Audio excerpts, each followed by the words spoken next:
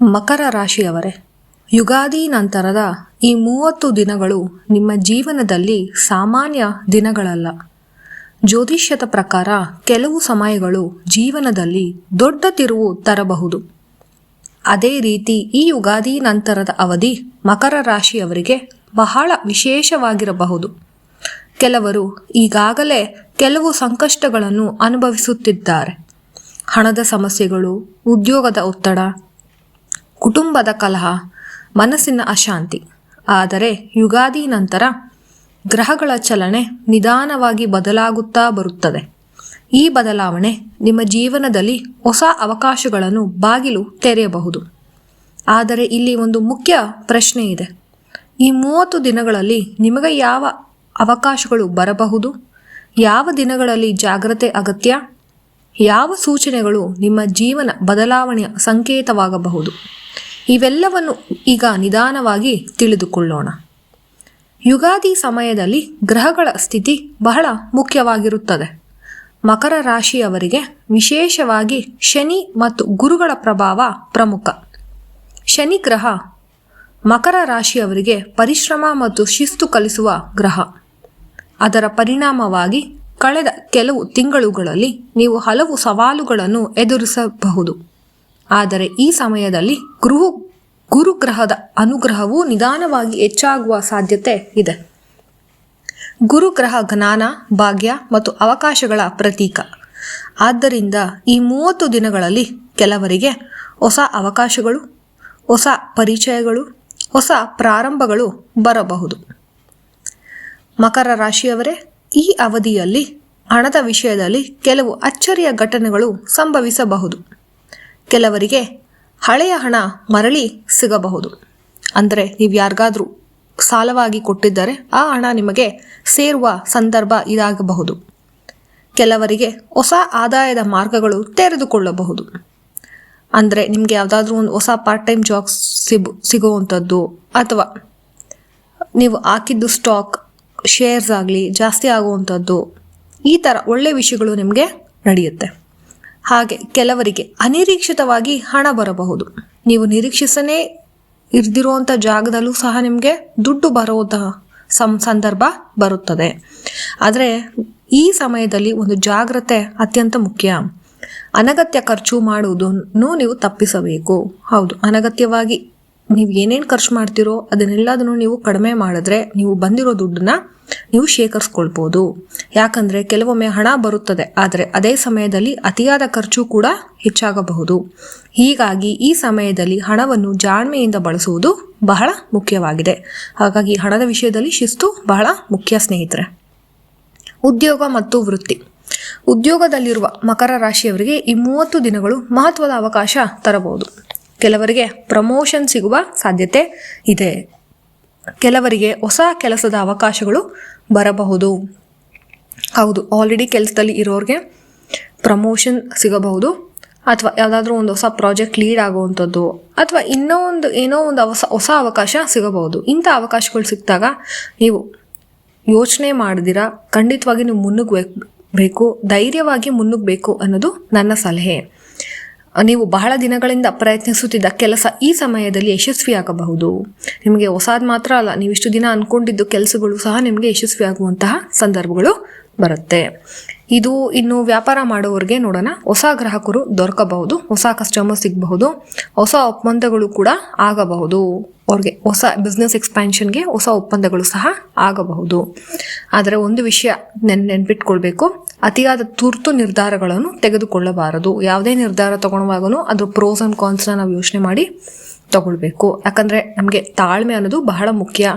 ಬಹಳಷ್ಟು ಸಮಯದಲ್ಲಿ ತಾಳ್ಮೆ ಇದ್ರೇ ಯಶಸ್ಸು ಸಿಗುತ್ತದೆ. ಹಾಗಾಗಿ ಸ್ವಲ್ಪ ಈ ಕೆಲಸದ ವಿಷಯದಲ್ಲಿ ನೀವು ಯೋಚನೆ ಮಾಡುವಾಗ, ನಿರ್ಧಾರ ತಗೊಳ್ಳುವಾಗ ಯೋಚನೆ ಮಾಡಿ ಅನ್ನೋದು ನನ್ನ ಸಲಹೆ. ಕುಟುಂಬ ಮತ್ತು ಸಂಬಂಧಗಳನ್ನು ನೋಡೋಣ. ಈ ಅವಧಿಯಲ್ಲಿ ಕುಟುಂಬ ಜೀವನದಲ್ಲಿ ಕೆಲವು ಸುಧಾರಣೆಗಳು ಕಾಣಬಹುದು. ಹಳೆಯ ಸಮಸ್ಯೆಗಳು ನಿಧಾನವಾಗಿ ಪರಿಹಾರವಾಗಬಹುದು. ನಿಮ್ಮಲ್ಲಿ ಏನಾದರೂ ಕುಟುಂಬದಲ್ಲಿ ಹಳೆ ಸಮಸ್ಯೆಗಳು ಇದ್ದರೆ ಅದು ಪರಿಹಾರವಾಗುವ ಲಕ್ಷಣಗಳು ಈ ಸಮಯದಲ್ಲಿ ನಿಮಗೆ ಇದೆ. ಇದರಿಂದ ನಿಮಗೆ ನೆಮ್ಮದಿ, ಸುಖ, ಶಾಂತಿ ಎಲ್ಲ ಸಿಗುತ್ತೆ. ಕೆಲವರಿಗೆ ಮನೆಯಲ್ಲಿ ಶುಭ ಕಾರ್ಯಕ್ರಮಗಳು ನಡೆಯುವ ಸಾಧ್ಯತೆ ಇದೆ. ಹೌದು, ಮನೆಯಲ್ಲಿ ಮದುವೆ ಮಾತುಕತೆಗಳು ನಡೆಯಬಹುದು, ಸಂಬಂಧಗಳು ಬರ್ಬೋದು. ಹಾಗೆ ಗಂಡ ಹೆಂಡತಿ ಮಧ್ಯೆ, ಹಸ್ಬೆಂಡ್ ವೈಫ್ ಮಧ್ಯೆ ಅಂಡರ್ಸ್ಟ್ಯಾಂಡಿಂಗ್ ಹೆಚ್ಚಾಗ್ಬೋದು. ಒಂದೊಂದು ಸತಿ ಮಿಸ್ಅಂಡರ್ಸ್ಟ್ಯಾಂಡಿಂಗ್ ಆಗೋದನ್ನು ನೀವು ಮಾತುಕತೆ ಮೂಲಕ ಪರಿಹರಿಸ್ಕೊಳ್ಬೋದು. ಸಣ್ಣ ವಿಷಯಗಳಿಗೆ ನೀವೇನು ಜಗಳ ಆಡ್ತೀರಾ ಅವೆಲ್ಲ ತಪ್ಪಬಹುದು. ಒಬ್ರನ್ನೊಬ್ರು ಅರ್ಥ ಮಾಡ್ಕೊಳ್ಳುವಂಥ ಪರಿಸ್ಥಿತಿ. ಮತ್ತು ನೀವು ಇನ್ನೊಂದು ವಿಷಯದಲ್ಲಿ ನೀವು ಹುಷಾರಾಗಿರಬೇಕು, ಜಾಗ್ರತೆಯಿಂದ ಇರಬೇಕು. ಅದೇನು ಅಂದರೆ, ನೀವು ಮಾತಾಡುವಾಗ ಬಹಳ ಜಾಗ್ರತೆಯಿಂದ ನೀವು ಮಾತಾಡಬೇಕು. ನೀವು ಹೇಳುವಂಥ ವಿಷಯಗಳು ಅವರಿಗೆ ನಿಧಾನವಾಗಿ ಹೇಳಬೇಕು.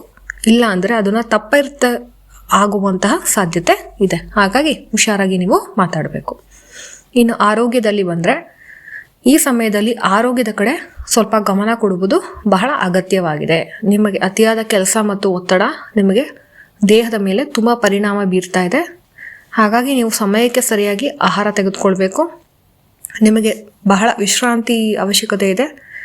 ಅದ್ರ ಜೊತೆಗೆ ಮನಸ್ಸಿನ ಶಾಂತಿ ಕೂಡ ನಿಮಗೆ ಬಹಳ ಇಂಪಾರ್ಟೆಂಟ್ ಆಗಿದೆ. ಅದ್ರ ಕಡೆ ನೀವು ಗಮನ ಕೊಡಬೇಕು. ಇವೆಲ್ಲ ಬಹಳ ಮುಖ್ಯ. ಹಾಗಾಗಿ ಸ್ವಲ್ಪ ವ್ಯಾಯಾಮ ಮತ್ತು ಯೋಗ ಮಾಡಿದರೆ ನಿಮಗೆ ಉತ್ತಮ ಫಲ ದೊರಕಬಹುದು. ಹೌದು, ಅದೃಷ್ಟ ಸೂಚನೆಗಳು ನೋಡೋಣ. ಮಕರ ರಾಶಿಯವರೇ, ಈ 30 ದಿನಗಳಲ್ಲಿ ಕೆಲವು ಸೂಚನೆಗಳು ನಿಮ್ಮ ಜೀವನದಲ್ಲಿ ದೊಡ್ಡ ಬದಲಾವಣೆಯ ಸಂಕೇತವಾಗಿರಬಹುದು. ಉದಾಹರಣೆಗೆ, ಅನಿರೀಕ್ಷಿತವಾಗಿ ಹೊಸ ವ್ಯಕ್ತಿಯ ಪರಿಚಯವಾಗಬಹುದು. ಅನಿರೀಕ್ಷಿತವಾಗಿ ಯಾರೋ ಒಬ್ಬ ವ್ಯಕ್ತಿಯ ಪರಿಚಯವಾಗಬಹುದು. ನಿಮಗೆ ಯಾರೋ ಒಬ್ಬರು ಗೊತ್ತಿಲ್ಲ ನಮಗೆ ಸಿಗ್ತಾರೆ, ಅವ್ರು ಈ ಥರನೂ ಮಾಡ್ಬೋದು ಅಂತ ನಮಗೆ ಮಾತಾಡ್ತಾ ಹೇಳ್ತಾರೆ. ಇದರಿಂದ ನಿಮಗೆ ಒಳ್ಳೆಯದು ಆಗಬಹುದು. ಅಥವಾ ನೀವು ಬಹಳ ದಿನಗಳಿಂದ ಕಾಯುತ್ತಿದ್ದ ಒಂದು ಸುದ್ದಿ ಬರಬಹುದು. ನೀವು ತುಂಬ ದಿವಸದಿಂದ ಈ ವಿಷಯವಾಗಿ ಏನೋ ತಗೋಬೇಕು ಅಂತ ಅಂದ್ಕೊಂಡಿರ್ತೀರಾ, ಎಲ್ಲೋ ಒಂದು ಸಮಸ್ಯೆ ಆಗಿರುತ್ತೆ, ಅಂಥದ್ದು ನಿಮಗೆ ಪರಿಹಾರ ಕಾಣಬಹುದು ಈ ಸಮಯದಲ್ಲಿ. ಅಥವಾ ಒಂದು ಅವಕಾಶ ನಿಮ್ಮ ಜೀವನದ ದಿಕ್ಕನ್ನು ಬದಲಾಯಿಸಬಹುದು.